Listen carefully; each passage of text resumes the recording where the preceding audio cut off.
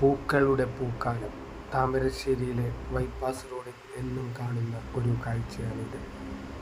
രാജേട്ടൻ്റെ കലാവിരുന്ന്.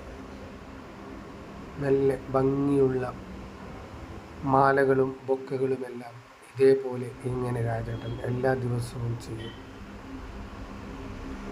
ഇത് ചെയ്തിട്ട് കാണാൻ തന്നെ ഒരു ഭംഗിയാണ്. നല്ല കളർ കോമ്പിനേഷനുകൾ.